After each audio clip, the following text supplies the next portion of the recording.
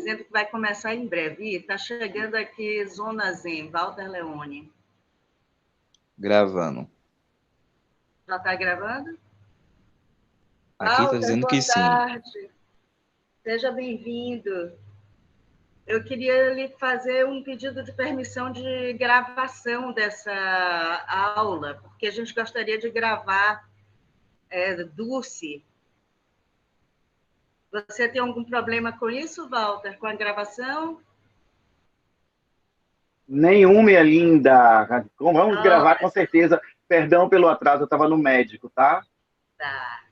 Pois bem, boa tarde a todos. Estamos aqui com a professora a doutora Dulce Aquino, nossa querida colega, diretora da nossa escola de sempre, apesar de estarmos também com a nossa atual linda diretora, Carmen Paternostro, na nossa sala. Aula de tópicos especiais em dança, corpo e historicidades. Convidada especial, Dulce Aquino. Passo a palavra. Sejam muito bem-vindos. Muito bem-vinda, Dulce. Muito obrigada por ter aceitado o nosso convite.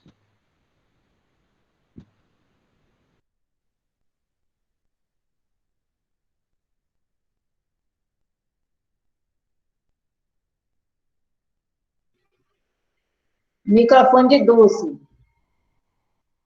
Microfone, Dulce. Não, é que é sempre...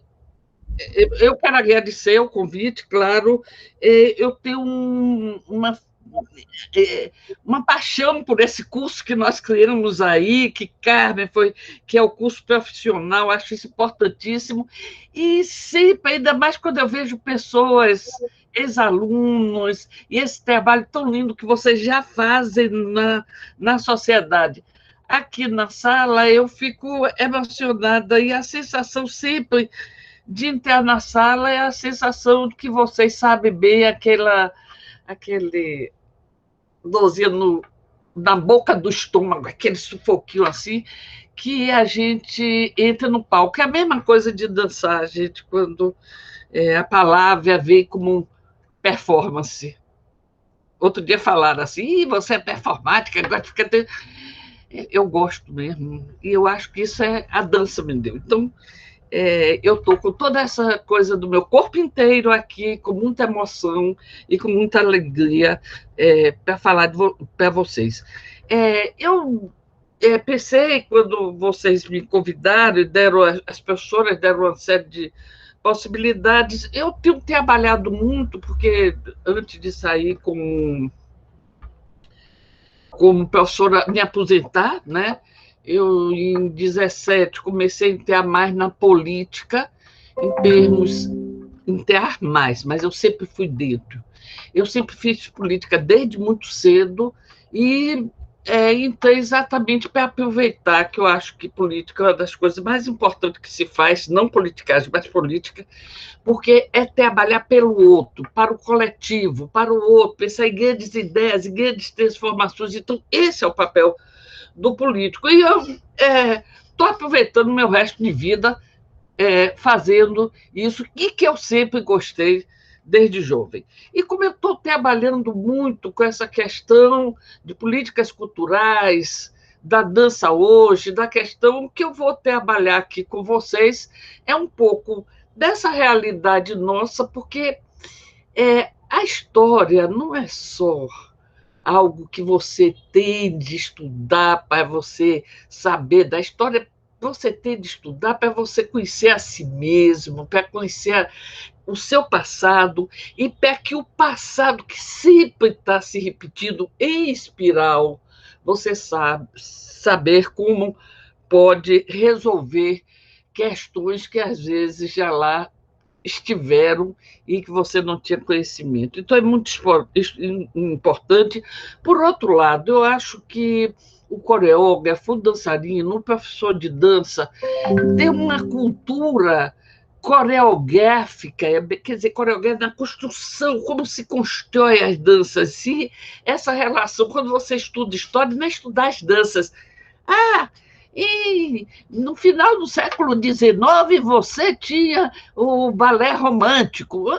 Isso que é? O que é isso? Que relação tinha? Por que era balé romântico? Por que se chamava balé romântico? Então, essa relação, você ter a dança, é uma forma de você conhecer também todas as relações culturais. Ainda mais que o corpo, a gente trabalha com isso, e o corpo é a centralidade do mundo, ou seja, o meu mundo está aqui e em volta de mim, como vocês todos, e nós somos essa mídia lá, como o corpo mídia vem tratando as teorias de corpo mídia, vem tratando essa relação do corpo, que toda. Olha que coisa linda, eu ouvi outro dia que o leite materno é a substância mais completa, assim, de proteínas, de não sei o quê, que a criança não tem nada que substitua o leite materno. E aí tentaram fazer, claro, as indústrias tentaram fazer o leite processado, né? E botaram tudo que poderia ser dado no leite. Resultado, viram que não adianta. O leite tem de ser fabricado no peito, no corpo. De sair do corpo, ele tem valores nutritivos que ninguém sabe por quê que é, mas assim é. Então, o corpo tem coisas muito misteriosas mesmo. Claro que nós estamos nessa realidade, vou entrar já nesse aspecto de pensar, fazer a dança no Brasil. Hoje, como a gente está nesse contexto tão confuso, e um pouco um caminho aí da consolidação do campo de dança no Brasil. A realidade da dança em pandemia, a gente sabe que vocês já ouviram isso de todas as pessoas. Não vai ser o novo normal, não será igual ao passado, vai ser muito diferente. Os hábitos, o que essa coisa da gente estar sentado aqui vendo, e as ações cognitivas estão em profundo mudança. Mas dança ainda é algo muito complicado, porque é um corpo com o outro, é o coletivo, é junto, é sentindo o peso do outro. Então, tudo isso, como vai se dar, vamos caminhar, porque não temos, ninguém aqui tem bola de cristal, mas que teríamos de repensar esses novos hábitos corporais, provavelmente. Fala em dança no Brasil, a gente não pode dizer a dança brasileira, porque nós temos danças brasileiras, porque somos um país de uma diversidade, de uma riqueza. Uma das coisas mais ricas no Brasil é a diversidade cultural. As formas de dança são diversas. Nós temos, de influência de norte a sul, vários tipos de dança, leste-oeste. Então, nós temos essa riqueza, que é uma das coisas que faz a cultura brasileira, como soberania, como reflexo da soberania do país, a cultura, ela é esse espírito, é a alma de um povo, como nisso aí, a alma de um povo. Eu acabei de ver numa fala de Lula lindo sobre isso. Mas é também o que faz a identidade própria do país, e, por isso, a sua soberania. Então, a dança é uma das artes, é a segunda forma de expressão artística mais praticada no Brasil. A gente pensa que é música, que é teatro por causa da Globo, mas é a dança. Em qualquer lugar do interior do Brasil, em qualquer lugar da periferia do Brasil, você vai encontrar formas de dança, grupos de dança, coletivos de dança, que têm suas roupinhas, seus cantos. Então, com isso, nós temos uma riqueza extraordinária e muito grande. É exatamente essa variedade e essa forma de expressão que está também, quer dizer, aí a gente tem que pensar na nossa formação, por exemplo, a dança como arte, não é que a gente ter a nossa influência. Nós somos um país colonizado e nós estamos, portanto, com a influência, com essa concentração no eurocentrismo muito grande por conta da nossa história. Então, a arte, mas nós temos formas, como, por exemplo, a cultura negra, onde a dança não é tida como coisa separada na sua cultura, como é na Europa, dança, teatro, música, mas a dança é, inclusive, uma forma de preservar a história. Por exemplo, no candomblé, você tem de transmitir a cultura daquele povo através da sua própria forma de dança nos rituais, etc. Por fim, ainda temos uma qualidade que é muito especial, que é a alegria. Estão querendo tirar isso da gente. Não vão tirar, não. Estão dizendo que a gente é um povo conservador, que a gente gosta de matar, de tiro, de dar... Não tem nada disso. Alegria. O Joãozinho 30 esteve na Bahia na década de 80, no evento da escola, e ele dizia: o maior patrimônio do brasileiro é a alegria. Então, isso é que traz, na dança, nós trazemos esse atributo maior do povo brasileiro, que é essa síntese, queira ou não queira, nosso carnaval dá essa síntese dessa disposição de prazer, de alegria, de um povo que não é conservador, um povo que está embaixo da linha do Equador, como diz Ney Matogrosso. Esse conceito, isso aí que eu estou nessa colocação mais de livre de pensar nessa variedade, dessa alegria, nessa pujança, a gente pode também pensar como a dança como uma experiência corporal libertadora. O que eu quero dizer isso? Quer dizer, você ter o controle sobre o seu corpo, você saber onde está seu eixo. O pessoal de balé vive procurando o seu eixo, né? Tá meu eixo, perdi meu eixo, cadê meu eixo? Vamos pegar o eixo. Essa questão de você estar com o equilíbrio corporal, você desenvolve psicologicamente, cognitivamente, maior controle de si. Então, isso eu acho que é muito importante. Nós temos, em alguns estudos dos neodarwinistas, né, que mostra o próprio processo de desenvolvimento do corpo, quer dizer, como a gente saiu lá daquele peixinho que saiu para a terra, que andou, que levantou a cabeça, que soltou a cabeça, e foi criando as patinhas e fomos subindo. E nós temos estudos como permanecem princípios culturais princípios culturais no processo de formação da humanidade, né? Do homem, do hominídeo que avança para esse processo de humanidade. Desses neodarwinistas tem uma coisa muito interessante, porque eu vou puxar aí um outro lado da dança, que é o Roger Caillois, que tem um estudo sobre jogos, e ele mostra que os jogos têm 4 categorias, que são categorias estruturantes do indivíduo, da cultura, da formação, mas que não é uma coisa que foi criada pelo homem, mas que os jogos estão até na natureza. Então, são jogos que você vai encontrar. É interessantíssimo, dos jogos e dos homens, esse livro do Caillois, que ele diz que tem uma classificação Agon, que são jogos de competição, e nos animais você vai ter o jogo de, por exemplo, galos que brigam e que fazem os galos de briga, eles fazem uns círculos, e eles não saem de dentro daquele círculo que alguns animais na própria natureza. Então, existe isso.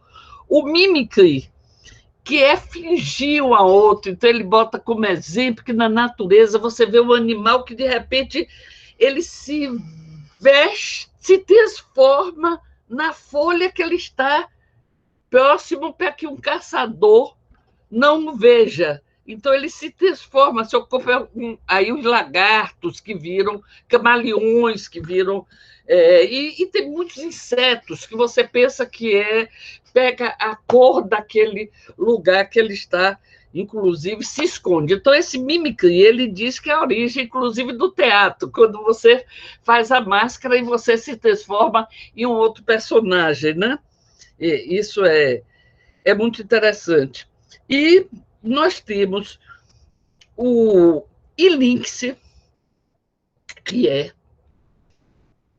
a forma de perder o equilíbrio, de se deixar levar, que ele coloca como a origem da dança, o ilinx. Aquilo que, aliás, Ledinha fez Ledinha, desculpem, a professora Leda Moana, que foi ex-diretora, uma coreógrafa importante, que criou o grupo Techan na escola, ela fez um dos trabalhos do grupo de dança contemporânea, o ilinx, porque ela trabalhava exatamente com essa coisa de perder o equilíbrio, de ficar em desvaneio, quer dizer, rodar, o gatinho, rodar, e então você depois dá esse prazer, que vai dar também a bebida, o prazer da bebida, que vai... então, a dança teria essa mesma origem da bebida. Ou seja, em uma sociedade conservadora, a dança passa a ser, e nós temos exemplo disso, algo pecaminoso, algo que entra... Tem um livro, eu esqueci, agora eu esqueci, é de um cubano, e ele fala da Revolução Espanhola, e que se encontrava assim, naquela hora que foi a Guerra Civil Espanhola, e uma coisa feticida, mais ou menos assim, de uma polícia militarizada, e tinha os grupos, se formavam pequenos exércitos, e um matava o outro. Os comunistas são contra os anarquistas, e aí veio a direita, quer dizer, o comunista e o anarquista, que tem mais ou menos as mesmas ideias, começaram a brigar, veio a direita e pau. Mas isso aí virou uma zona de guerra, as cidades principais da Espanha, e tinha em uma dessa forma, quando começa o fascismo a se aproximar, a tomar conta, aí tinha bar, proibido ficar fazendo farra em bar, etc. Dizia assim a placa, cachaça. No bar é a sala de espera do que há de pior no ser humano, que é o perverso, etc., por causa da dança e da bebida. Então, nós estamos aí dentro dessa visão fascista como algo que entra nessa linha de perda de controle, né? Por outro lado, nós temos ainda, e aí a gente hoje sabe, que temos ainda uma sociedade, quer dizer, além das tradições que nós temos, uma sociedade estruturalmente racista, né? Que, então, isso também é um outro lado que nos leva a ter uma distinção muito grande, em termos de dança, inclusive, da questão das inclusões e das exceções, né, que nós temos a partir desses preconceitos e dessa sociedade colonial. mas que temos as origens na dança como visão das sociedades conservadoras. A dança tem uma capilaridade que vai no Brasil inteiro, das formas autóctones de expressão de linguagens artísticas às formas mais de reações, quer dizer, o que nós encontramos hoje nas periferias, as formas de dança que vem surgindo nas periferias, surge de uma necessidade, de uma realidade outra e de uma expressão muito forte a partir dessa realidade. A produção artística está diretamente ligada a essa realidade social. Nos últimos 3 anos, e eu acho que isso a gente muda muito, porque toda essa coisa que eu estou falando de dança, da importância de dança, dos mal-entendidos sociais da dança, nos últimos 3 anos, 4 já, nós tivemos um golpe muito grande, porque, aliás, nós não só, a presidenta Dilma que sofreu o golpe. O golpe no sentido de voltar a cultura a ser o inimigo número 1, principalmente do atual governo, e com isso a dança está perdendo todas as conquistas no Brasil que tinha avançado profundamente. Após o golpe de 2016, nós tivemos com o Temer, foi retirado do Ministério da Cultura e nós tivemos, aliás, ali uma reação muito grande, a dança foi importante aí, no Ocupa Minc, não sei se vocês ouviram falar disso, Ocupa Minc, que não deixaram e ficamos na Funarte, ficamos nos sítios aqui em Salvador, até que retornasse o ministro, mas nós estávamos com essa tensão muito grande de não ter o ministério. E o que é que aconteceu? Tivemos o ministério, mas aí também foi um ministério frouxo, que aí veio o Bolsonaro, acabou o ministério, e nós ficamos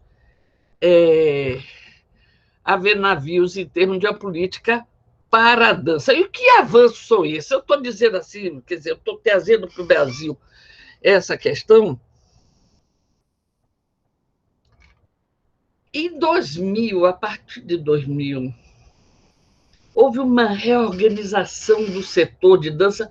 A dança sempre tem essa capacidade de reagir, de estar presente nos momentos mais sérios, apesar de ser uma arte muito ligada a certa nobreza, às oligarquias, aos poderes dominantes, mas a dança, por sua capacidade de juntar pessoas, de trabalhar, de você estar com o outro, de você perceber o outro, tem uma capacidade muito de se organizar politicamente, por incrível que pareça, ainda que não tenhamos grandes experiências no Brasil com sindicato, por exemplo. Não temos essa tradição, mas, na hora H, nós, desde na década de 80, que a gente veio se organizando, e a partir de 2000, com uma possibilidade no país de uma transformação que sofreu, uma transformação profunda. O que transformação profunda é essa? Da transformação no governo que voltado para trabalhar as políticas com a sociedade. E isso, como a dança estava organizada, nós conseguimos. Houve uma ameaça de educação física, dizer que nós éramos só processo de educação física, que era processo físico, e que, então, o Conselho devia controlar isso. Nós tivemos uma reação profunda, conseguimos reverter isso dentro do Congresso, mas, em seguida, veio o governo Lula, com a proposta do Ministério da Cultura, uma nova visão de cultura, cultura como um todo, como aquilo que o homem... Na primeira conferência, Gil falou uma coisa linda, cultura é tudo que nós fazemos. Se eu estou comendo, o prato que eu comi do peixe pintado, agora, nesse almoço, aquele prato cozido daquele jeito era um produto cultural.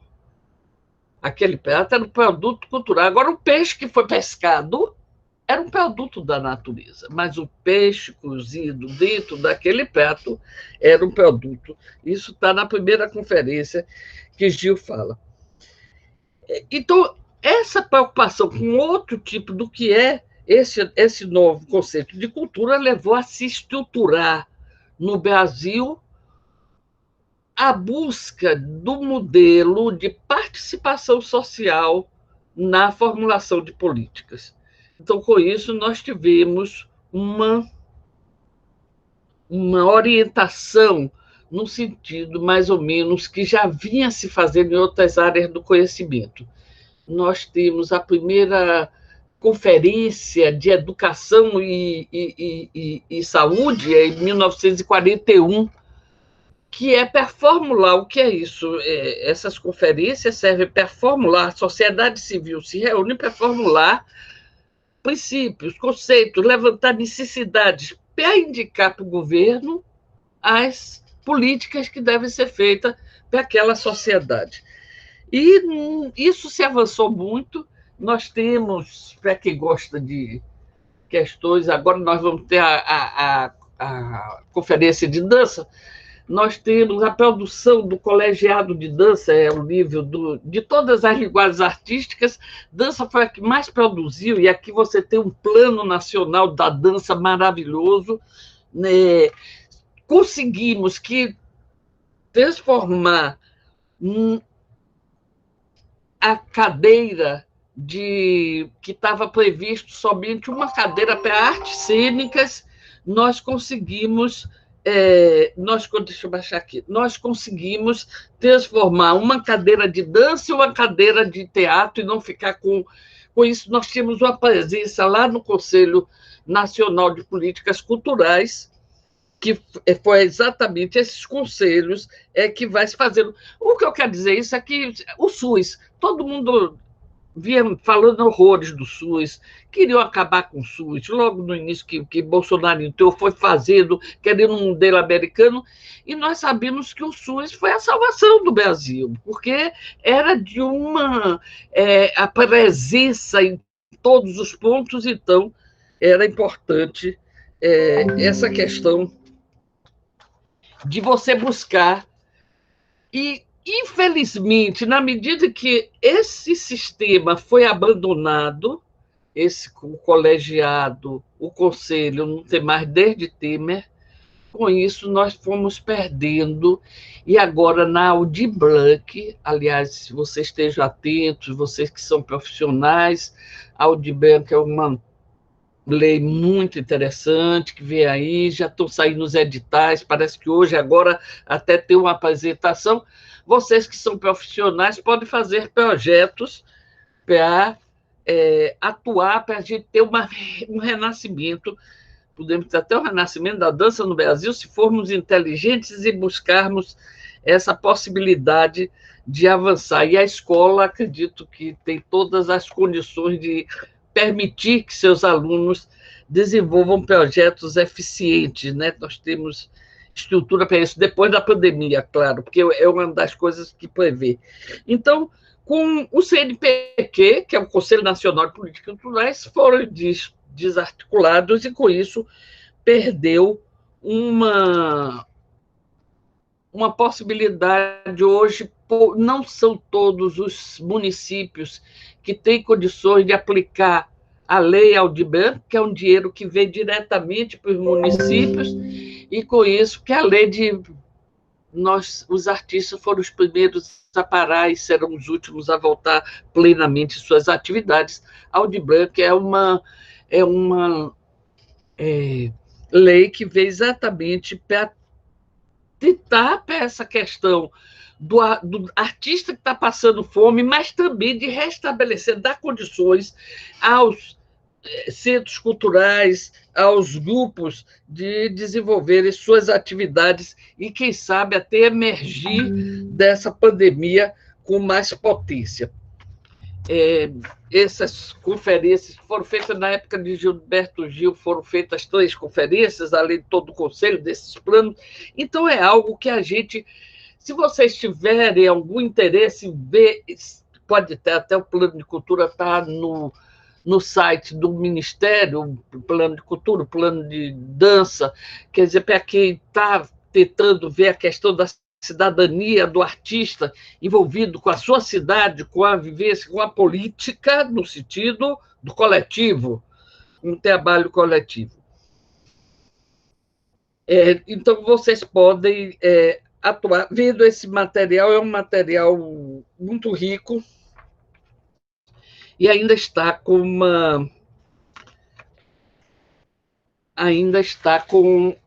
uma validade, porque se fez esse projeto para 10 anos de indicações, tem não sei quantas metas, tem um monte de coisa que poderia juntar para realmente a gente ter um renascimento da dança no Brasil e das artes em geral. Eu acho que esse Audibem será uma coisa muito importante. Eu estou... tudo isso...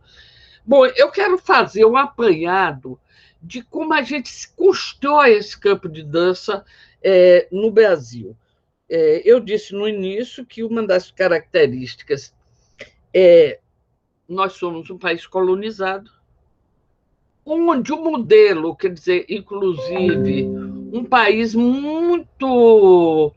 Dizem, porque que pena que foram os portugueses que colonizaram, mas eu acho que seus valores, a gente teve seus valores no sentido de que não são o que está errado, é a colonização, de um modo geral, seja americano, ou seja inglês, seja português, mas era algo que tomou conta, expulsou totalmente os indígenas de suas terras, etc., e o negócio, a matança, aí a gente vê todo o colonizador como destruidor, realmente, dos donos não vamos nem parar para isso, porque realmente é uma das coisas mais sérias, mas de um domínio, inclusive, eles trouxeram o imperador para aqui, para o Brasil, né? Fugindo lá da França, de Napoleão, o Dom João veio para cá e acontece... O Brasil fica um modelo terrível, inclusive não permitiu abrir escolas. As escolas, só quando Dom João chegou aqui, em 1890 e tantos, 80 e tantos, que foi possível criar a primeira escola de medicina, que quer dizer, o estudo cirúrgico, depois lá no Rio de Janeiro, a primeira escola de belas artes, etc. Então, a gente vivia sob o controle total da colônia. Nós tínhamos um modelo da colônia, seja de roupa, seja de corpo, seja de dança, então nós tínhamos exatamente uma cópia dessa realidade.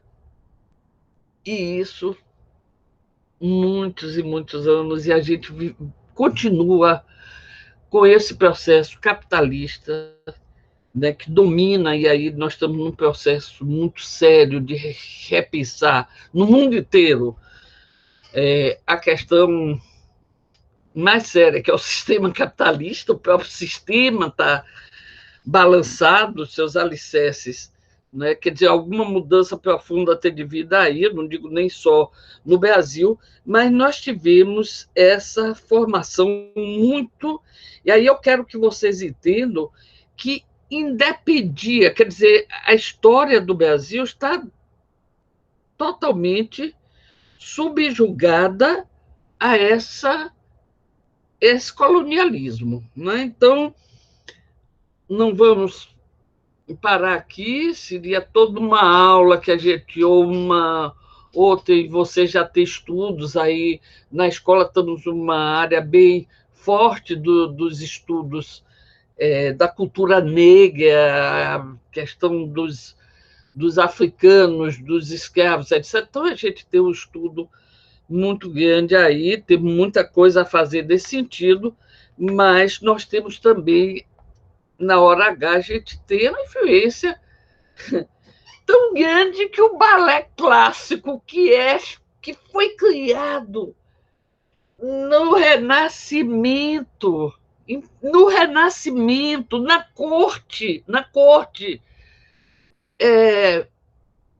corte italiana e francesa, o balé clássico se constituiu, que a França instituiu como uma linguagem, criou a primeira academia. O balé clássico até hoje permeia e vai lá nas quebradas, e está lá nas quebradas. O que é isso? O que a gente pensa disso? O que a gente pensa de formações técnicas extraordinárias, com a técnicas extraordinárias, como, por exemplo, a capoeira. A capoeira é uma técnica africana que, em 2 meses, você está com um controle de corpo incrível. Mas a gente tem o domínio da técnica do balé, queira ou não queira. Aliás, parece agora vai ter um estudo aí de aprofundamento desse sentido. Por que o balé permanece por tanto tempo, mais de 500 anos, dominando? Então, é uma coisa para se estudar, porque é real, é real. E, por mais que tenha os movimentos modernos, revolucionários da dança, a gente tem essa história da colonização artística muito forte. Então, quer dizer, como a gente se institui como grupo? Vocês podem dizer, no século XVIII não tinha dança no Brasil. Se tem notícia de algumas escolas de dança, ali no ouvidor,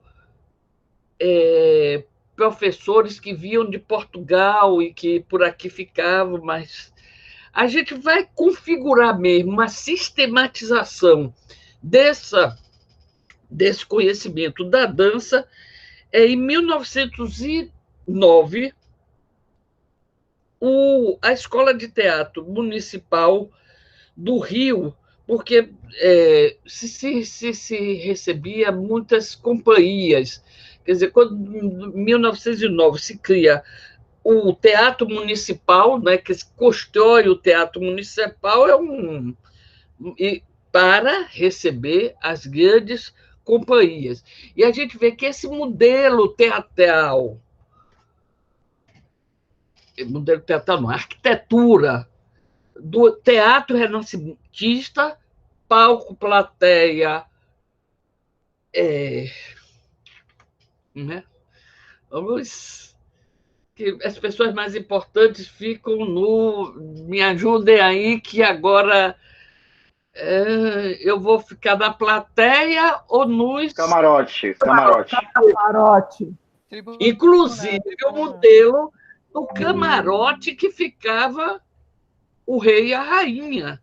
E se o rei e a rainha saíssem no meio do espetáculo, que coisa terrível, né? Já era. Então, nós temos esse modelo a gente tem de norte a sul, né?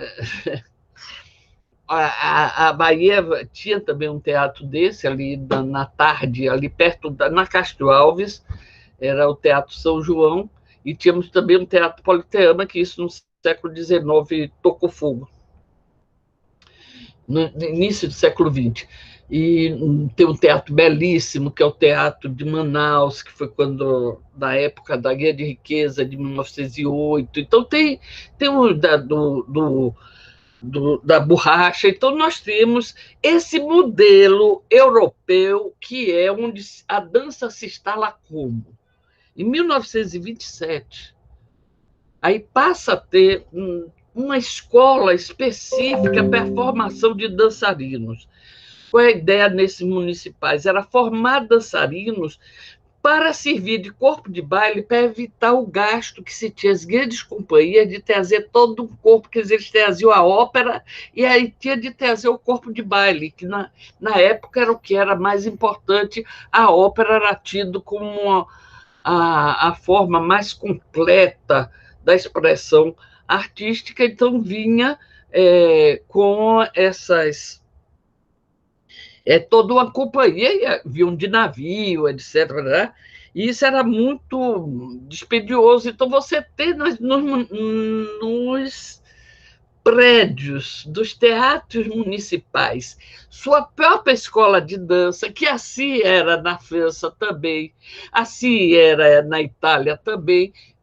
A Bahia, ou o Brasil, pega exatamente esse modelo e cria a escola de dança Maria Oleneva, hoje chamada Maria Oleneva, no Municipal do Rio. Em 1933, nós vamos ter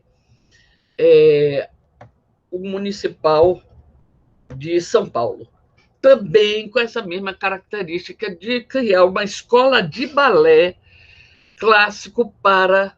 E, claro, na hora que cria essa escola de balé clássico, começam a montar os grandes balés de repertório. Né? O que é balé de repertório? São aqueles balés que permanecem do século XIX, os balés românticos, etc. Então, e o forte mesmo era retomar aqueles balés do século XIX. Mas isso é a sistematização da dança oficial. Isso não quer dizer que tem outras formas surgindo no Brasil e que com muita potência, e não sei se vocês ouviram falar isso, dos teatros de revista, que isso era algo extremamente rico no Brasil, que era nos grandes cassinos, quer dizer, daí na lógica da boemia, os grandes cassinos, e que tinham companhias, e de uma riqueza. Os teatros de revista é algo extremamente rico. No início do século XX, no meado do século XX, era deslumbrante. O Quitandinha, não sei se vocês já viram, era uma coisa...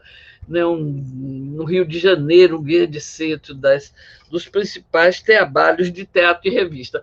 Eu vi uma coisa muito interessante, assim, que muitos homens vinham fazer balé, né, de vários lugares do Brasil, no Rio de Janeiro, em São Paulo, que era uma conferência que eu vi de Antônio Carlos Cardoso, né?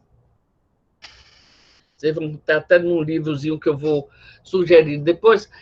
Antônio Carlos Cardoso, ele veio do Rio Grande do Sul para São Paulo porque ele para fazer balé para o teatro de revista. Então, havia essa mescla aí de formas outras de dança e dentro desses teatros de revista, do Cacique, aqui na Bahia, que era também uma área onde Isadora Duncan esteve aqui na Bahia e dançou. Então, era um lugar, porque nos grandes teatros o que se recebia eram os grandes balés. E nessas outras casas de espetáculo, que era ligado ao entretenimento, ligado ao jogo, à boemia, né, que é uma lógica cultural própria do século XX, nós tínhamos os grandes artistas, é uma coisa bem romântica. Os grandes artistas eram os grandes boêmios, né? Grandes artistas foram, você vai ver na história da arte, a presença da boemia no artista é algo que acompanha, né? Por trabalhar à noite, por uma série de razões. Mas, então, essas casas de jogos desenvolvia. É interessante, por exemplo, a gente saber que algumas dançarinas a gente tinha no balé municipal, na escola de balé municipal, nós tínhamos a formação do bailarino, da dançarina, em geral, muitas mulheres, né? Era raro os rapazes, muitas mulheres, e essa formação, quando eles acabavam a formação, que começava com 7 anos e ia até os 15 anos, essa formação, elas eram contratadas no próprio municipal. Quando não era contratada pelo municipal, em geral, eram meninas que chegavam a 16, 17 anos, numa idade de serem casadoiras, e casavam com grandes médicos e iam para o interior. É interessante você ver a história do Brasil, você vai encontrar escolas incríveis. Em alguns lugares no interior da Bahia, do Brasil, com ex-dançarinos do municipal que não foram chamados, ou então, às vezes até eram chamados. Tem uma professora incrível no Rio Grande do Sul, onde Eleonora, uma ex-aluna nossa, trabalha hoje, Pelotas. Estou tentando lembrar o nome dela, era uma professora, tem um balé, uma professora incrível, a formação dela é maravilhosa, fez um trabalho em Pelotas extraordinário, ela tinha, o nome está aqui na boca, mas não lembro, ela tinha um trabalho, mas ela se apaixonou por um médico, foi lá para Pelotas, e lá em Pelotas ela criou esse centro, que hoje é um dos pontos de referência,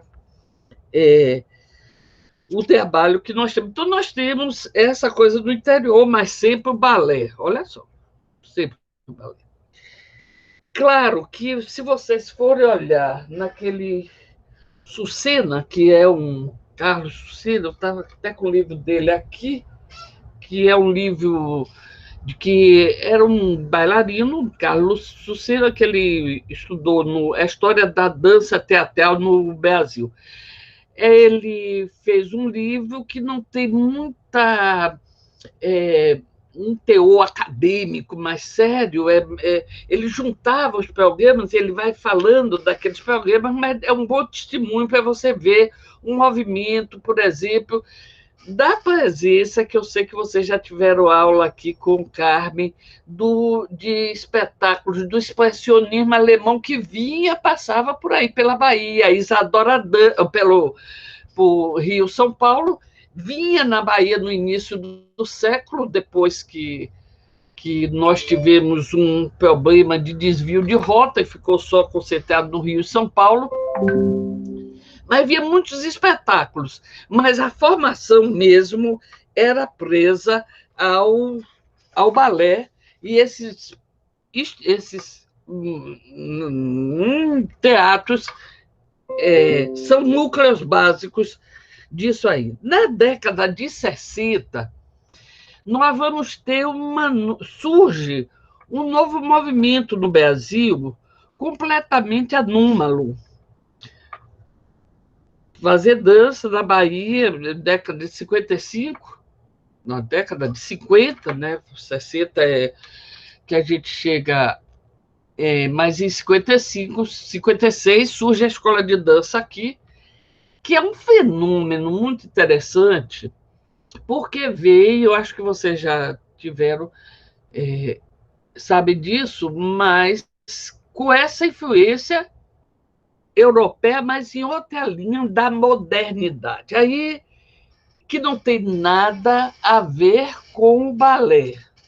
Aí é uma linguagem, seja de Dori Roya, Mary Wigman, aliás, que a origem de Dori Roya foi a aluna de Mary Wigman, eles criam a coisa aí um pensamento novo, de corpo diferente. E eu acho que vocês já tiveram alguma coisa desse sentido, que sabe que a modernidade vem, e é um momento muito interessante, que vale a pena a gente se deter, né? Cada vez mais eu vejo a importância que tem os pensamentos revolucionários, pensamento novo de mudança de sociedade, que veio desde a guerra do liberdade, fraternidade, igualdade, da França, de acabar com a nobreza, né, com a tirania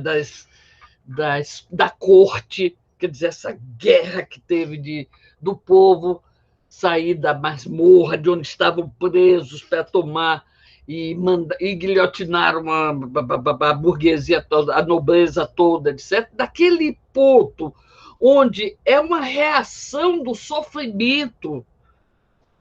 Maria Antonieta dizia: se o povo não tem pão, que comam brioches. Então, quer dizer, é uma visão, e a gente tem um pouco ainda, hoje, a gente tem um pouco dessa realidade.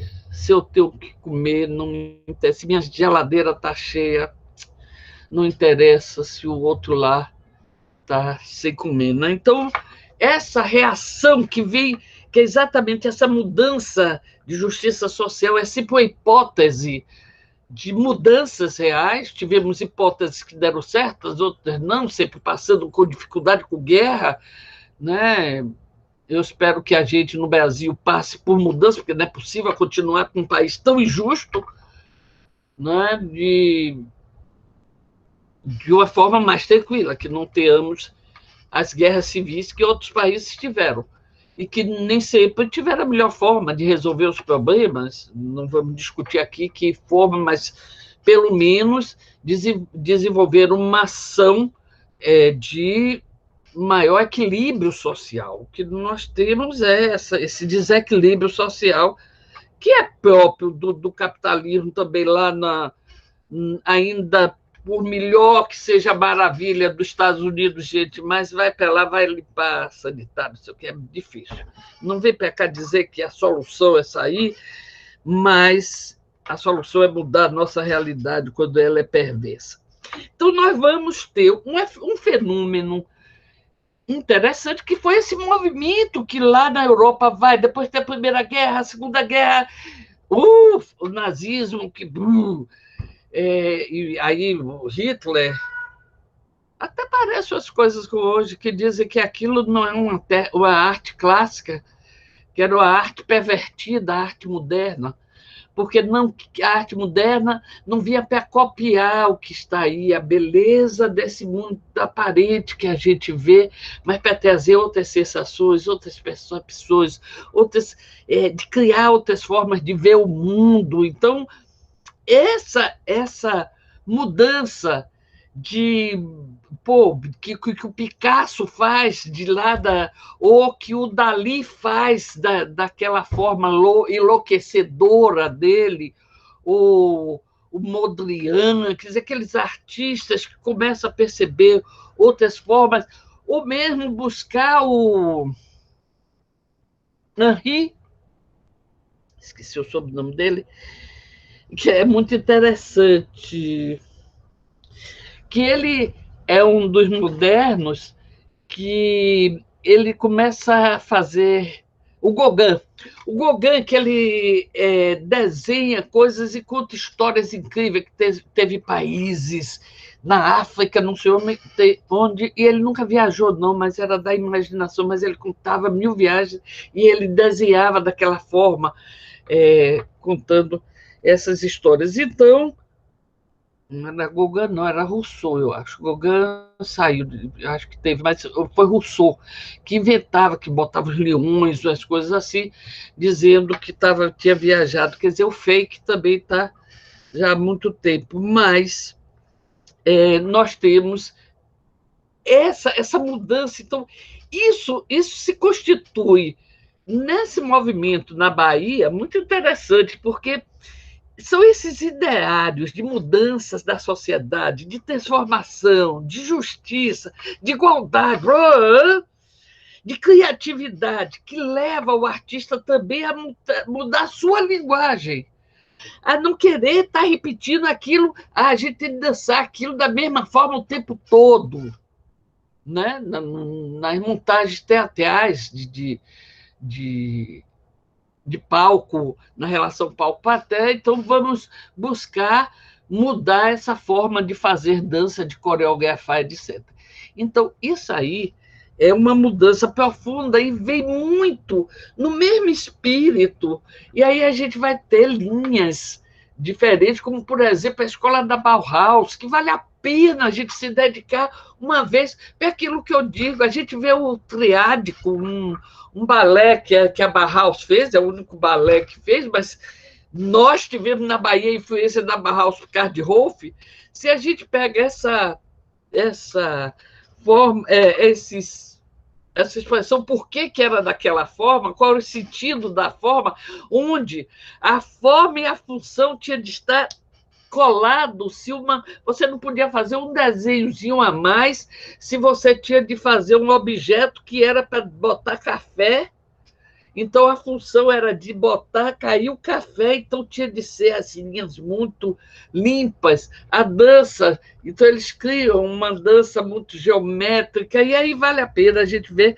E eu digo, para que ver isso? Para a cultura coreográfica, é importante. Como a gente diz, para que ler?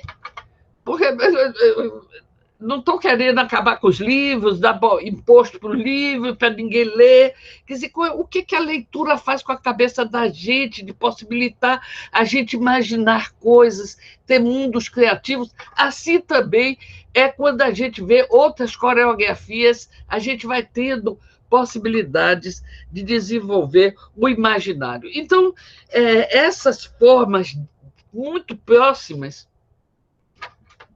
5 e 9, vem para esse choque, e na Bahia vem com uma outra história. Então, isso se espalha no Brasil inteiro. Olha, na Bahia tem um centro, mas não era só dança, não.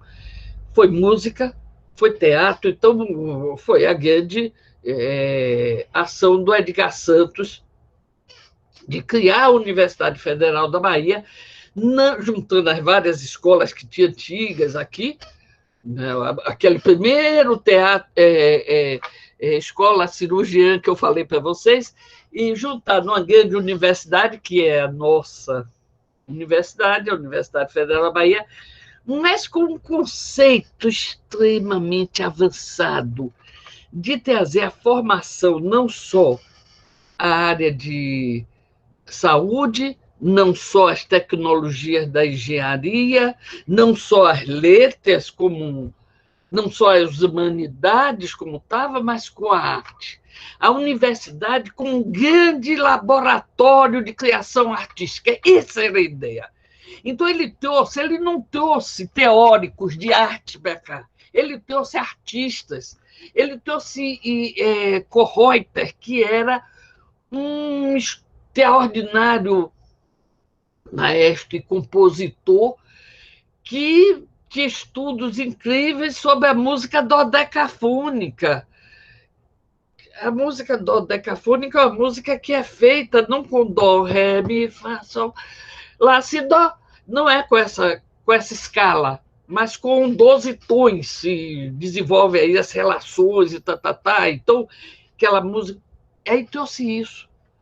Trouxe Martim Gonçalves, que era uma figura dos mais importantes diretores, e para a Bahia, e com isso trouxe a Janka Rudska, indicado por Kohreuter, que estava em São Paulo e veio para aqui, indicado, trouxe a Janka Rudska, que é do expressionismo alemão. Aqui se tornou um grande centro. Nós somos nucleares nessa questão da invenção, da criatividade, da modernidade. A Bahia se caracteriza com esse espaço.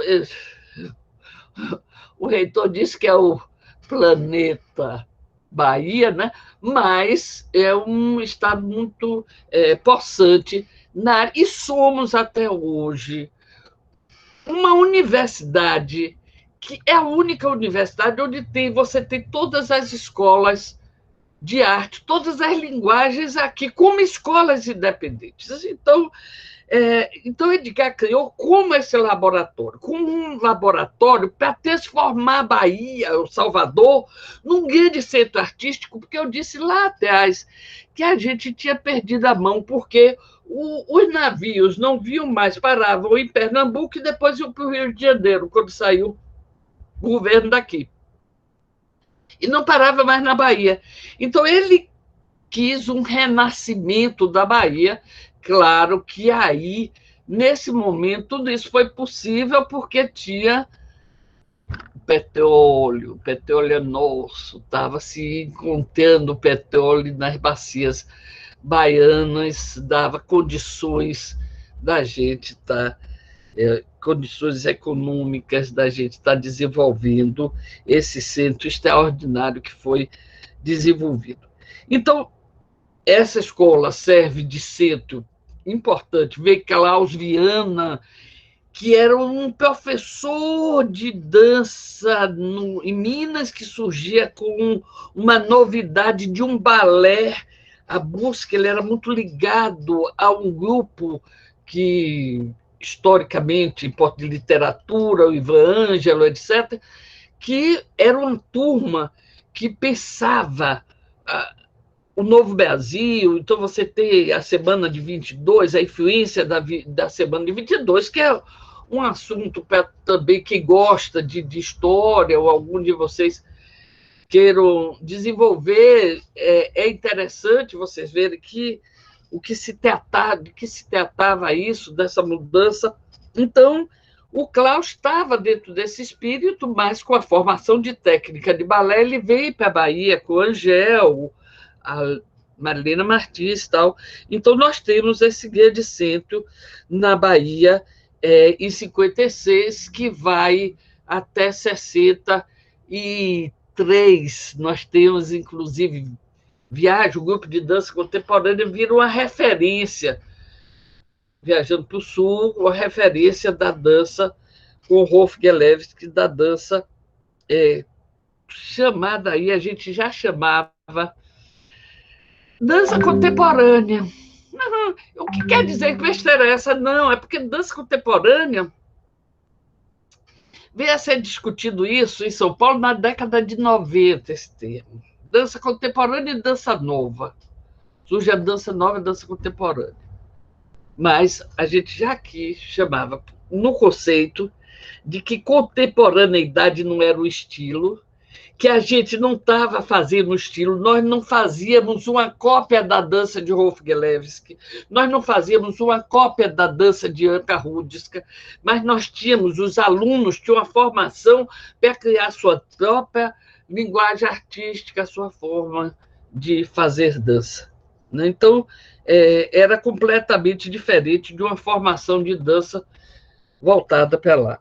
Então, teve esse momento aqui importante, deixa eu ver as horas, mas teve também, claro, que aí veio um novo, a hegemonia da dança europeia com a guerra. Isso vai se perdendo, lá vai aí ter toda uma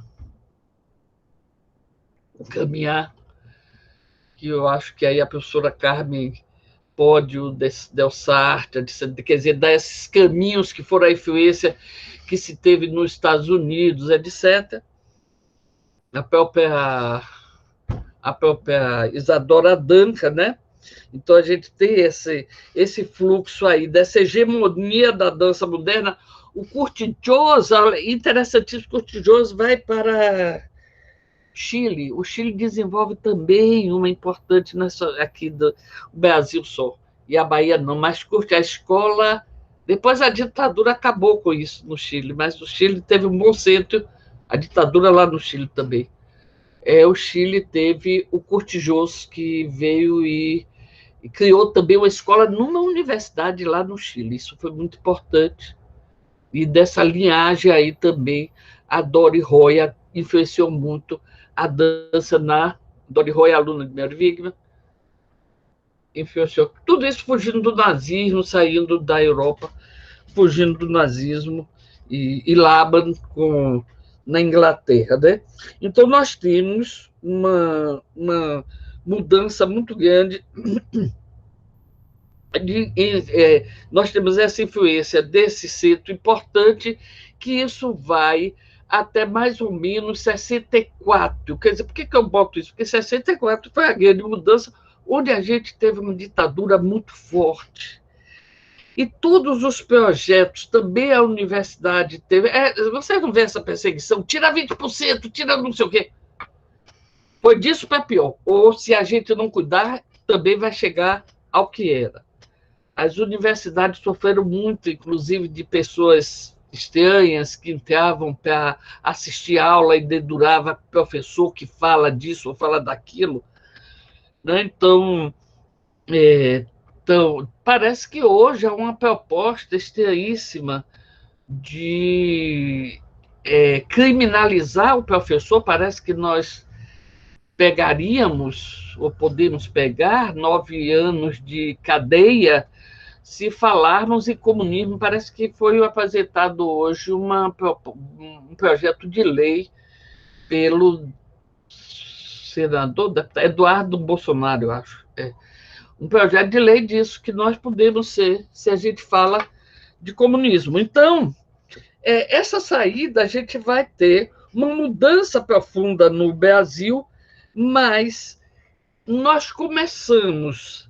Mas aí é que é a força do jovem. Então, de 65 a 70, é muito tumultuado, é muito controlado, e cada vez mais a censura, e esse é o ponto que a gente também, e por isso eu estou querendo tanto falar disso aqui com vocês, que é muito próximo do que a gente está tendo de medo de ficar nu, medo de fazer um espetáculo que fale de sexo, medo porque a censura está acontecendo.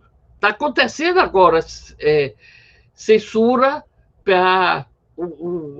Vocês viram o Wagner fazendo um trabalho lindíssimo, porque estava nu, foi teve de ir para a polícia, não sei o que, há 2 anos atrás. Quer dizer, isso está pior ainda. A menina a trans, que fez aquele Cristo, também uma peça extraordinária, teve também problema com a censura, e nós não estamos tendo mais problema porque não estamos tendo espetáculos.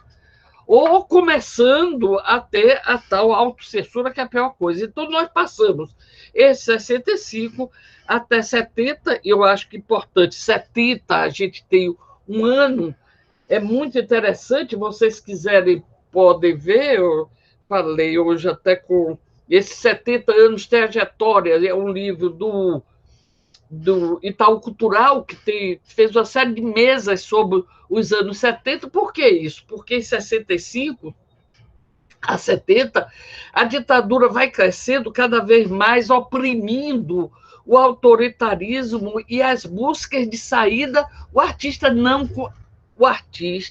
é o grau de liberdade do sistema. Então, por isso que nós somos inimigos de um país autoritário. Quando existe um país autoritário, nós somos os inimigos. A cultura, os intelectuais, porque a gente está pensando, está mudando, está propondo. Então, isso aí incomoda, a criatividade incomoda. Então, nós vamos ter, em 75, de 70 a 75, um endurecimento enorme. Depois de 65 a 70, vai se construindo uma ditadura forte. De 70 a 75 foi um endurecimento, mas é nessa hora que o artista mais se rebela. E tem um movimento importantíssimo dos anos 70 que vale a pena vocês estudarem.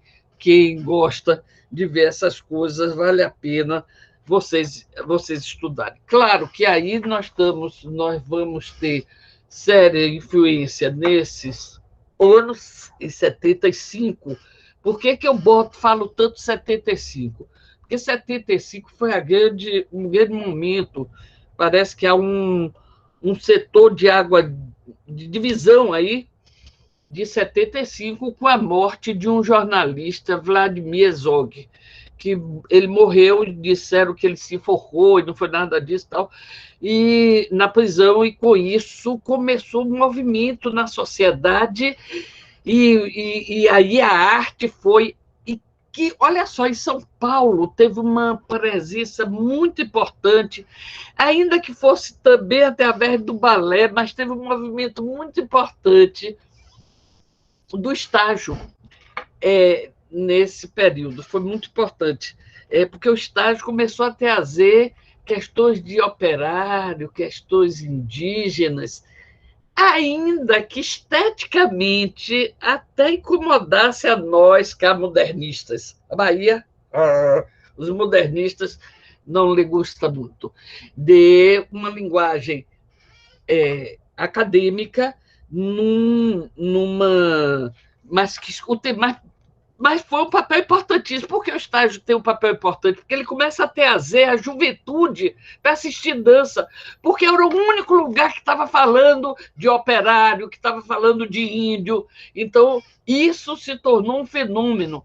Os espetáculos do Grupo Estágio seguia por filas enormes para ter um lugar. Então, esse anos 75, o governo, então, pretende a própria ditadura, e esse é o mal do país, porque o Golbery teve a ideia, Golbery era um ministro dos militares, que ele teve a ideia da Casa Civil, que ele teve a ideia de uma abertura progressiva, contínua e segura, porque havia essa reação dos intelectuais. As universidades estavam, os grandes começou a surgir festivais de arte nas universidades, e com espetáculos que traziam muito essas mudanças de comportamento dos rebeldes. Aí veio as maconhas, uma série de coisas que vai tendo uma reação, e eles começam a ver que está sem controle, e começa a dizer, não, a gente tem de estender isso. Aí cria em 77 a Funarte para dar apoio às universidades. Por quê? Porque a juventude é que pode fazer mudanças, a juventude é que tem coragem de fazer mudanças, então eles vão tendo essa reação. E isso vai acontecendo, na medida que vai surgindo esses festivais, surge também uma influência grande do movimento de jazz, as academias de jazz. E aí Antônio Walter deve ter visto como foram importantes o resíduo disso, a continuação disso, dessas academias de jazz, que era uma coqueluche no país. Vocês que têm academia sabem a importância que teve isso. É um coqueluche no país. Os festivais, os espetáculos de jazz eram coisas extremamente... Eram noites da pauleira, eram noites pauleiras. Né? E surge também um lado muito ruim em 77, perverso, que são os festivais, que tem um lado perverso, ainda que aglutine as escolas de dança, mas tem um lado muito perverso, que é o lado da competitividade. Né? Então, isso é muito sério, que vai surgindo ainda, e que onde o grande centro é um modelo de Joinville, cujo modelo, em 77, surge a partir de uma ideia do sindicato de São Paulo, como as academias eram um negócio poderoso, era muita grana, tinha aquelas dona de academia, uma figura, né, notável, assim, e rica. Tinha os maridos das donas de academia, né? Então, era um fenômeno no Brasil, essas academias de dança eram um fenômeno de jazz, etc. Então, e eram poderosas. E aí, o pessoal em São Paulo percebeu. São Paulo tem uma visão assim financeira muito rápida, né? Então, eles perceberam que podiam fazer assim, competições entre as academias de uma cidade, depois podiam fazer regional e depois podiam fazer estadual.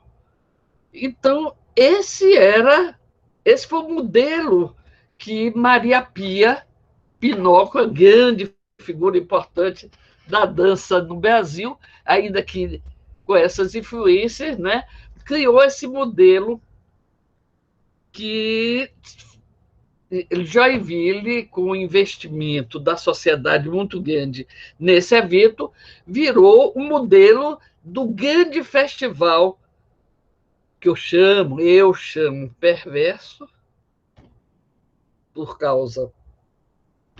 E aí, quem quiser, depois eu posso explicar isso, pode me perguntar por que eu digo isso, porque no Brasil, e isso também se proliferou, então passa a ser uma coqueluche nas academias.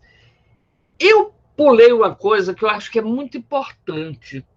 Em 65, nós tivemos uma mudança radical no balé.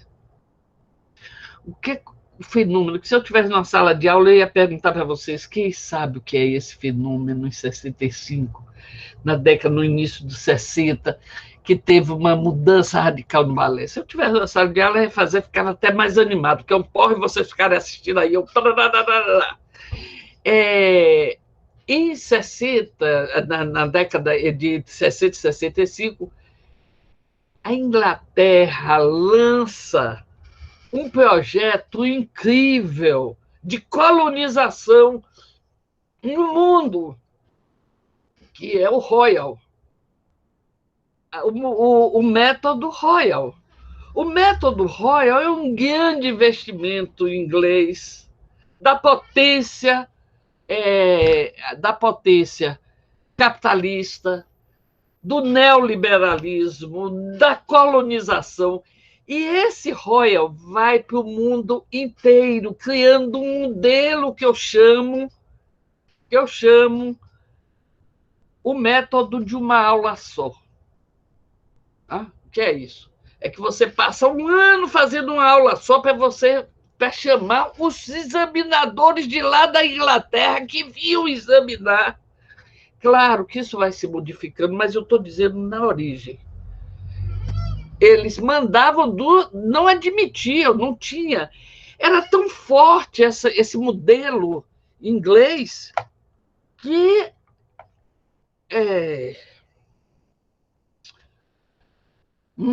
a diretora do Municipal que veio e montou a Ebateca aqui na Bahia, ela trouxe esse modelo do Royal e apresentou... Da Lau.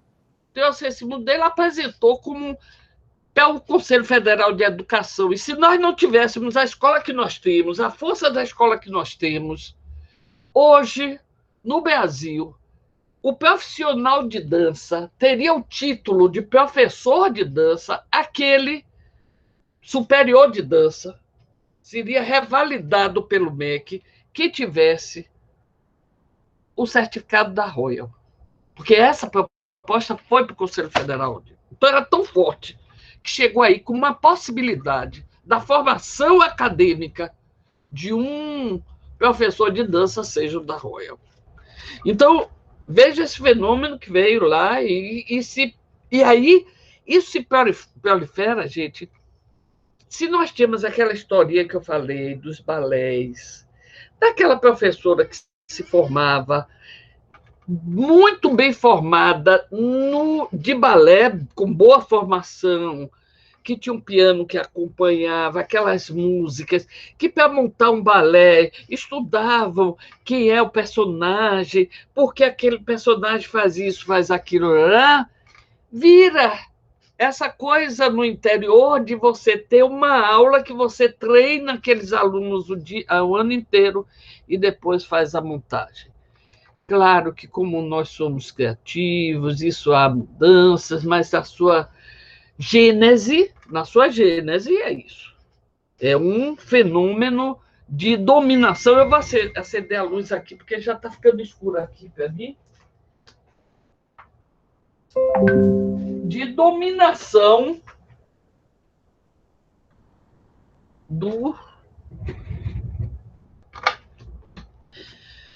europeia. Mais uma das. Quer dizer, não basta lá os portugueses, a gente também teve.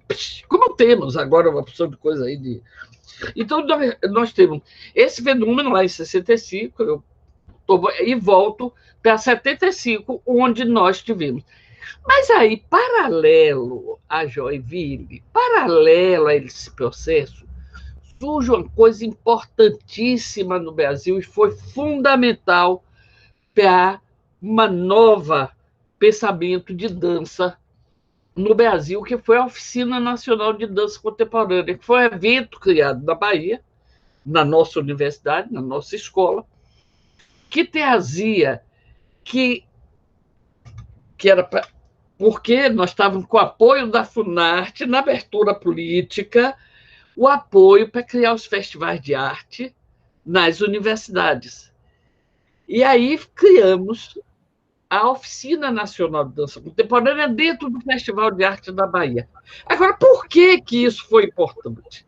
Porque a oficina passou a ser um lugar onde trazia coreógrafos de todos artistas que estiveram fazendo pesquisa de linguagem. Então, nós nunca tivemos na oficina. Está da hora, Nós nunca os estudantes estão todos aqui pedindo para ter parte 2, porque eles querem agora lhe fazer perguntas. Tá. A gente está fazendo, desculpa interromper, uma manifestação aqui no chat para a continuação dessa aula maravilhosa e parabenizando nossas professoras, o trio de prós que nós temos aqui, pela convidada incrível, fantástica que nós estamos tendo hoje. Temos que ter bis. Bis, por favor, bis. Bis, por favor. Está todo mundo pedindo bis aqui no chat, Carmen. Dulce até com sua cabeça, é preocupada. Eu faço o meu bis no dia 6, aquele bis do saltar, se vocês concordarem, lembra? Ou é coisa, ou vocês querem que eu faça a mesma coisa? Bis, no que sentido? Eu pensei da gente continuar a fazer o bis, e aí depois do dia 6, aí na outra aula, Dulce vem. O que vocês acham? Ela podia continuar e fazer o bis, já pegava tudo. Não, para mim não dá. Para mim não dá. Eu tenho que ser dia 6, porque eu estou oficialmente de férias. Eu vou tirar 10 dias de férias, então eu vou fazer dia 6 e depois eu venho acompanhar vocês de novo. Tá. Não, você vem então, e depois você vem. É isso que eu estou falando. Claro, o importante é ter. O importante é ter. Vamos fazer bis de todo jeito. Das duas. Dulce, Oi. eu vou abrir para perguntas e se você tiver disponibilidade realmente e quiser voltar para a parte 2, será um prazer. A gente marca uma outra data, mas agora vamos abrir um pouco para todo mundo poder conversar um pouquinho também. Não, eu posso, se é dia de terça, esse horário eu não tenho nada assim, fixo. Porque como eu estou aposentada, aí aposentada vai enchendo de coisa e fica. Então, e também eu estou aposentada e estou velha, então eu tenho de exercitar meus tic-teco, né? Então aí me meto em 200 mil coisas, porque tic-teco tem de estar. Né? Senão eu não posso nem dialogar com a juventude, né, de vocês, aí vir para cá caquética não dá. Então, não, eu posso. Que beleza. Outubro, não tem problema nenhum. Esse horário para mim é ótimo, não tem e estou à disposição mesmo. Que, aliás, uma das coisas que eu não falei foi a importância de ter sido criado essa disciplina. Isso eu esqueci de falar, porque e essa coisa que eu sempre tive como certa angústia é a necessidade da gente saber história para ter cultura cultura coreográfica, cultura de coreografia é fundamental, entendeu? Então, e além do que, a gente precisa de desenvolver processos de registros, etc., que aí esses professores... E aí eu quero parabenizar Carmen, Mirela e Suki pela criação dessa disciplina. É Suki, Mirela e Carmen. Eu disse, tá, Suki. Não, foi porque elas que começaram, Suki e Mirela. E aí eu disse, gente, eu estou dentro, não vou ficar fora, não. Porque poderia estar fora por ter atribuições de direção. Eu digo, não, quero estar junto. E aí foi a maior alegria. Uma delícia, uma alegria. Vamos lá, a gente vai abrir um pouquinho, então, para os alunos poderem fazer qualquer... Eu queria propor uma coisa, Mirela, para a gente estabelecer um tempinho, assim, padrão para todo mundo, porque a gente adora falar. Eu nem gosto muito. Olha, Dulce, vou lhe dizer uma coisa. Uma vez você me chamou para trabalhar com você na ProExt, mas depois eu converso isso. Por que eu não fui? Depois a gente conversa. Então, propor, gente, assim, quanto tempo seria legal para cada um? Vamos ver, a gente vai ter outra oportunidade, uns 2 minutos, 3 minutos para fazer a pergunta, desenvolver, né? Vamos lá. Eu tenho uma pergunta. Uma pergunta é um minuto, gente. Aí todos podem falar. Eu tenho... Obrigada, Carmen. Eu tenho uma pergunta, mas ela é rápida. Mas, Ivana, não? Ivana, tu tinha uma pergunta? Eu não preciso fazer agora, eu quero falar uma coisa, não vai ser pergunta, pode falar, fique tranquila. Vamos lá, Mari. Tá, desculpa. Vai, Mariana! Tá, vou falar a pergunta, beleza. No início, né, da tua fala, você fala muito sobre as origens, né, da história da dança e do balé clássico, e você traz essa coisa do balé, ele ainda está em alta, né, hoje em dia, e você fala muito, né, sempre balé. Teve uma hora que você falou isso, acho que umas 3 vezes, sempre o balé, né? E aí eu queria te perguntar, na tua opinião, né, porque eu acho que todo mundo da dança, principalmente na Bahia, tem uma opinião formada sobre isso, mas a sua visão pessoal, assim, se você quiser compartilhar, se você acha que o balé, nos dias de hoje, além da sua importância, né, cultural, etc., mas você acha que o balé ele ainda é uma forma de manter esse lado colonizador do Brasil, de ter ainda ter um eixo muito forte na dança de um eurocentrismo dentro do Brasil, e se o balé, você acha que ele perpetua isso, e se você acha que tem como reinventar esse balé, de repente? Olha, meu amor, certamente. Eu não tenho dúvida nenhuma. Quer dizer, todo o princípio de balé é todo da corte francesa. Inclusive, cadê aquele meu livrinho? Eu tenho um livrinho aqui que é interessantíssimo, que eu comprei no sebo. Eu mostrei outro dia a Mirela, não foi, Mirela? Foi com você, eu não sei quem foi que eu mostrei. É um livro que eu comprei num sebo. Ai, meu corpo. Eu tenho uma foto, eu mando para eles. Eu tenho uma foto, eu vou Manuel. É o Manual do Balé, que foi escrito em 1890 e poucos, Manual da Dança, uma coisa assim, da dança e do balé. Eu comprei no sebo. E é interessante como a forma de mistura entre... Tem, inclusive, primeira posição, segunda posição, terceira posição. Veja só, 1800 e tanto. Primeira posição, segunda posição, terceira posição...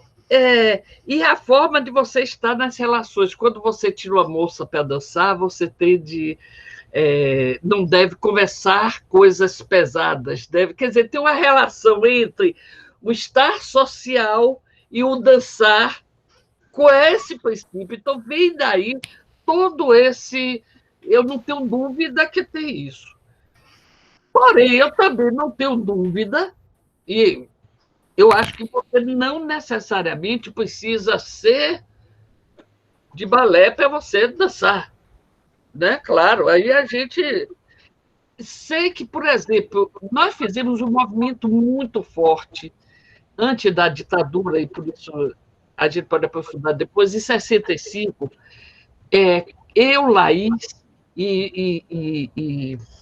Laís e um colega nosso, eu estudei capoeira, ia para a invasão do Calabar, fazia aula com o mestre Gato, eu e Laís, porque a gente pretendia, Laís era professora também da escola, a gente pretendia começar a trabalhar a técnica da capoeira, e isso era uma ideia de Klaus e da gente, que era da Revolucionário, não sei o quê, isso aos 16 anos. A gente queria transformar a técnica básica na capoeira. Capoeira ser a técnica básica, como formação, como treinamento, não é para fazer saltos, mas é a possibilidade, por quê? Porque era uma técnica que do balé, para você ter um controle de corpo, você leva 5 anos, 4 anos, para ter mesmo, né? Você não, não é assim, em 2 meses que você está com controle. A capoeira é uma técnica rápida que tem a ver com o mecanismo do corpo. Então, deixa eu coisar, a gente pode aprofundar depois, mas eu acho, por outro lado, que o que nós temos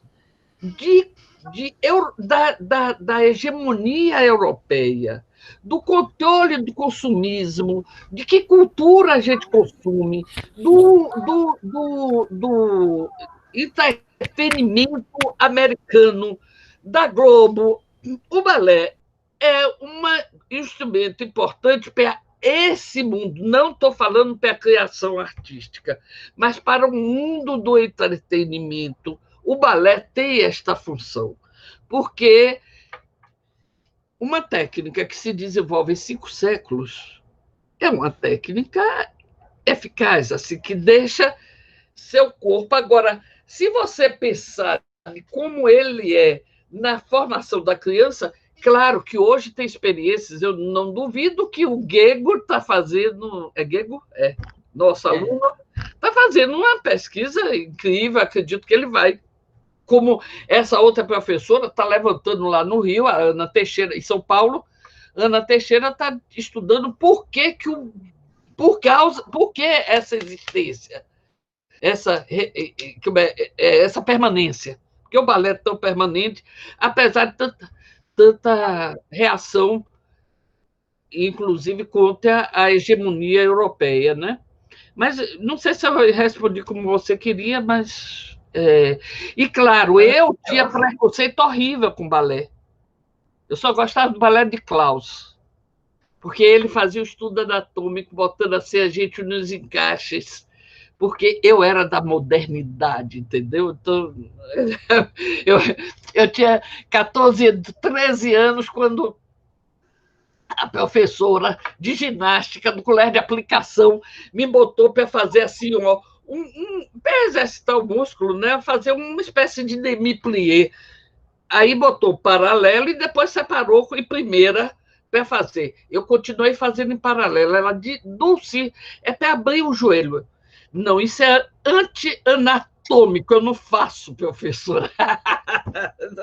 Abrir sua rotação externa, mas respondeu sim, Dulce, arrasou. Obrigada.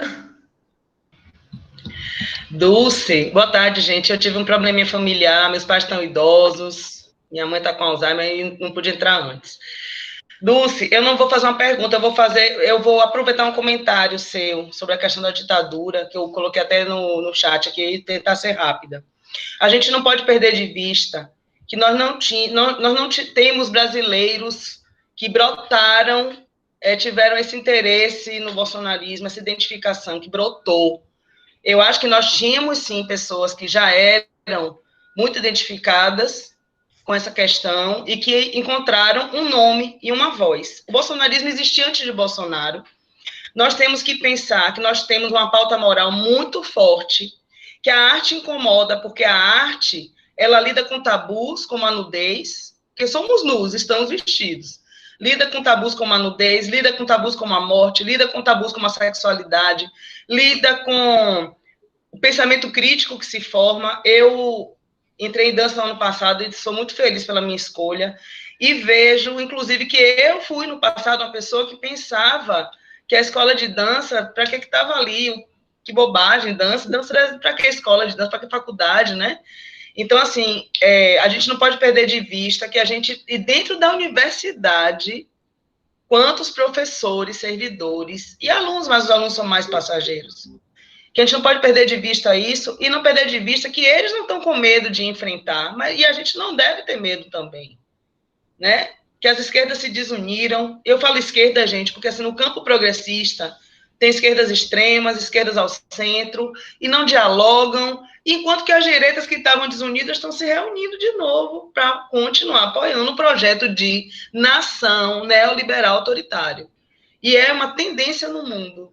Então, mas eu tenho esperanças, tá? Eu tenho esperança que esses movimentos são oscilantes, mas a gente não pode achar que brotou agora. Eu estava falando para o Antônio Walter que tem um estudo, que eu vou sugerir, vou terminar minha fala, de Theodor Adorno. Ele lançou isso em forma de livro em 1950, A Personalidade Autoritária, em que ele traz uma pesquisa, tem mais de 1000 livros, mais de 1000 páginas o livro, uma pesquisa em que ele usou o fator F que ele criou para ver o porquê da identificação com o fascismo. Então, basicamente, baixa autoestima social, identificação com um tosco no poder e pautas morais. Os falsos moralistas, porque todo mundo virou virgem monogâmico agora no Brasil, né? Então, a gente não perder de vista isso. E muito obrigada, Dulce. Eu cheguei aqui, infelizmente, já tinha perdido 1 hora, mas valeu super a pena. Demais, obrigada. Não, uma das coisas, Ivana, é exatamente que eu disse, né, que a ditadura, aquela coisa de sair ilesa, a gente permaneceu com muito resíduo. Inclusive, eu fiz parte da Comissão da Verdade aqui na Bahia, e muita coisa não deixaram, não permitiram, os militares não permitiram informar para a gente. A gente da comissão, criada pelo governador, para saber a realidade. Os documentos todos que estavam queimando perto do aeroporto não deixaram a gente ver. Entendeu? Então, quer dizer, a gente tem essa linha mesmo que continua forte no Brasil, forte. Bolsonaro pegou isso, né? Oi? Dulce. Oi, minha linda. Posso Claro. contar? Você, primeiro, quero dizer que você está linda, adorei seu visual. Primeira coisa que eu coloquei no chat hoje. Está linda, estou adorando te ver. E aí, o chat pegou fogo hoje, muita gente conversando, um debate saudável. A gente não podia conversar com você para não te interromper. Não podia, não. A gente pode, eu sei que pode. Eu podia ter falado isso, né, gente? Desculpa, eu não... Não, é porque estava muito bom e a gente não quis te interromper.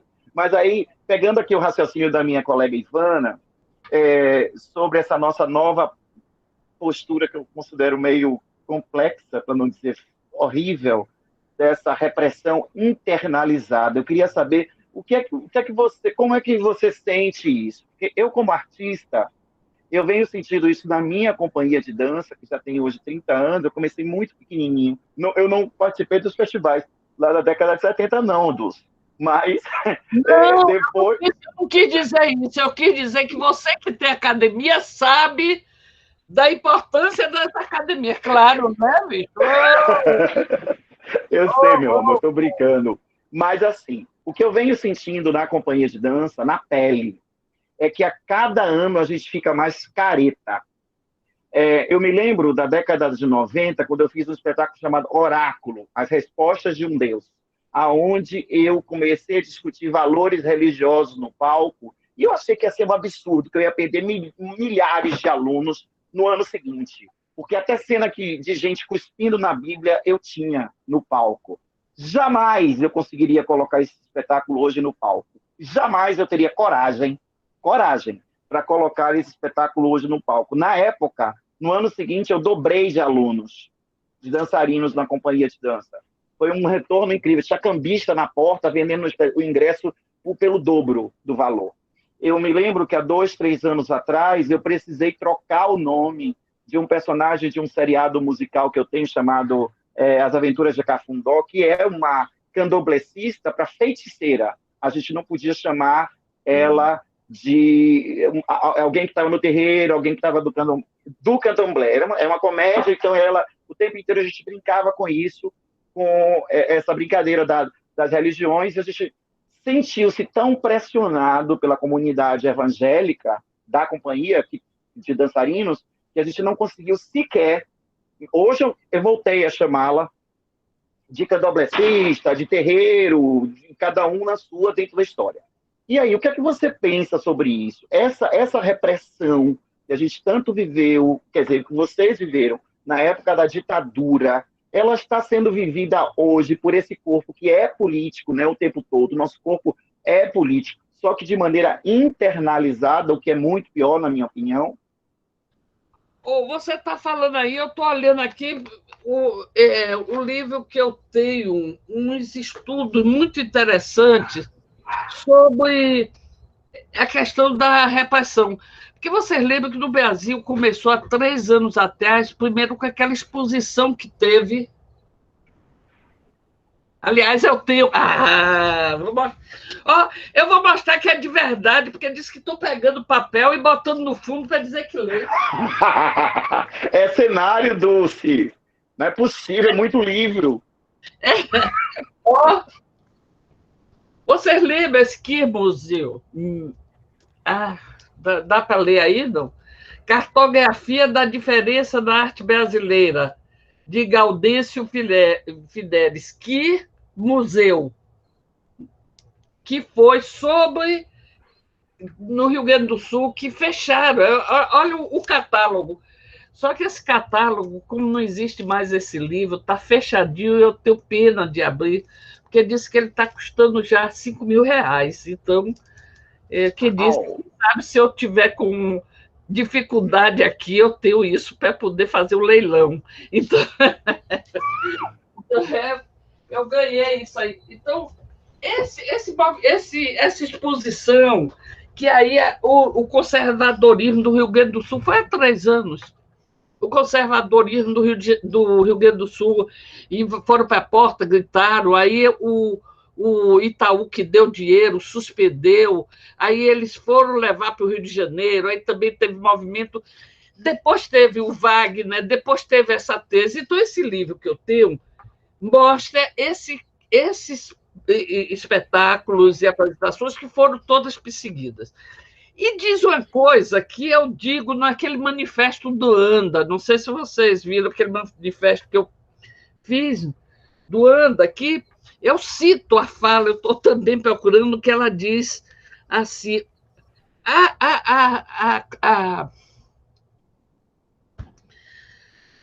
a censura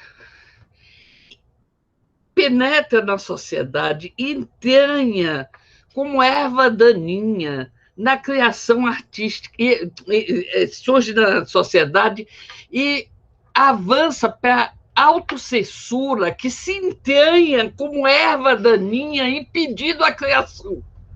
Impedindo a criação. Isso que você disse, eu não tenho coragem mais. Eu também, se fosse fazer um espetáculo agora, eu não tinha coragem, a não ser que fosse para criar um caso de provocativo social próprio, e coberta de ouro e prata, porque eu chamando a opção de gente para me defender. Porque a gente vai tendo o processo, o autoprocesso. Eu tive uma experiência seríssima na universidade, como pró-reitora de extensão e depois no coisa estudantil, que eram os meninos estavam fazendo umas festas e lá no final da festa eles faziam as performances e tal, e andaram nu e na performance e fotografaram isso, rezaram. Dulce, você não vai proibir? Eu disse, não, eu não sou censura, não vou proibir de jeito nenhum. E vou assumir que eles podem, o palco para mim, o espaço, quer dizer, eu não sou censura porque o espaço para mim tem o espaço sagrado, o palco onde o artista está fazendo sua performance é um espaço sagrado. É aquele espaço que você tem a fogueira e que o índio está em volta da fogueira, aquele espaço é o espaço. Ou o índio que está vendo a lua e que a lua está iluminando um facho, e esse espaço é o espaço sagrado. Então, nós temos quando estamos no palco, aquele espaço é sagrado. E nada pode impedir de ser feito ali. Claro que existe, não vou matar ninguém em cena, né? Você tem um nível da ética humana, você tem ética humana. Você não vai fazer algo que ofenda essa ética humana, não é isso? Fora isso, tudo é permitido. Tudo é permitido. E não pode ter censura. E quem vai censurar é o público se gosta ou o público que não gosta. É proibido proibir, né, Dulce? Proibido proibir. É o livro do coisa. Mas eu faço isso, não faço isso de boca. Eu já tive experiência prática. Você vai... A oficina de dança, gente, que eu coordenava. E aí saiu a história que ia ter um boi, um boi, porque tinha um Bumba Meu Boi, que veio não sei de onde, ser mostrado como uma manifestação, uma vez que a oficina fez um estudo sobre o popular, arte popular. E aí um produtor nosso, o Bamberg, que era inteligentíssimo, J. Bamberg, J. espalhou e deixou todo mundo assim, ó, que ia ter um boi dentro do Teatro Castro Alves, um boi de verdade. Gente, foi uma coisa assim, todo mundo assim. Claro que eu fiquei preocupada, mas imagina se eu ia proibir o espetáculo de Maria Momenson, que foi uma coisa belíssima em 1978, eu nunca me esqueço, que ela veio cheia de panos, assim, véus pendurados, véus brancos, e ela rodava, e ia soltando aqueles véus, e ela rodando, e soltando aqueles véus. E rodando, e ficou nua, e veio até a frente do palco, tinha uma bacia com água, ela se lavava ali e saía nua do palco, em 1978. Aí foi um escândalo depois, que Dulce, e você, eu disse, eu vou proibir. Imagina, e naquela época tinha censura, mas ocorre que dança eles não conseguiam, porque quando eles iam censurar já acabou o espetáculo, já teve, né? Ou o espetáculo A gente está chegando ao nosso momento de finalização, a conversa está maravilhosa, mas alguns alunos já saíram. Tá. E eu quero agradecer muito a sua presença. O tema oficina vai ficar para daqui a 15 dias. Essa história. Mas há dias eu só vou responder pergunta, hein? Não, tem de acabar um pouquinho aqui, mas... Aí a gente faz o fechamento com a oficina e o que... Como o Walter disse mesmo, é muita coisa e todo mundo está animado de ouvir você. Então, a gente agradece muito a sua disponibilidade. Todo mundo aqui é da área de arte ou da área pedagógica? É só saber. Dos alunos, só... Eles são artistas, a maioria deles artistas. Não, mas o projeto é artístico-pedagógico, é isso que eu queria saber. Tem as duas. Tem as duas. Uhum. Gente, antes de acabar, eu acho que merece um aplauso, né? Não vamos abrir o microfone e aplaudir, meus amores. Vambora! A gente está sentindo falta de aplauso. Aplaudir a professora Mirela, Carmen, Suki, a nossa convidada. Bravo! Maravilhosa! Próximo. Tchau, gente. Obrigada. Tchau, Dulce. Obrigada. Tchau, Dulce. Um beijo, meu amor. Tchau, Mi. Para ele ver. Gratidão, gente. Tchau, gente. Tchau. Foi muito legal. Uma delícia essa aula. Mirela, perguntaram aqui se essa aula vai ficar disponível, gravada. Tá Dulce, gravando, gratidão, viu? Um beijo, minha linda. Depois eu mando um e-mail sobre essas coisas todas. Tá, beijo. Beijo. Vou conversar com as outras meninas, com Suki e Carla. Célia, cadê o que você está precisando, Célia, para eu investigar com você sobre os diretores? Tchau, Dudu. Olha a Dulce aí para você perguntar. Ah, eu tenho uma pergunta para Dulce.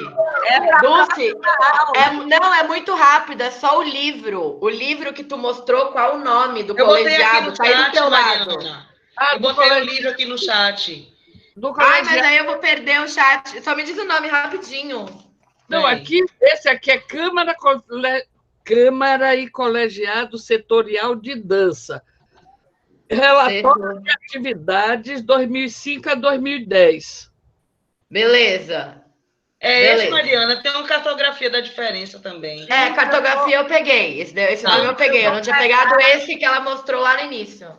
Eu vou pegar tudo com Dulce, todas as referências que ela citou, e vou mandar por e-mail, e vou mandar a orientação da aula que vem, tá bom? Tá bom. Beijo. Muito obrigada. Tchau. Tchau. Por tudo.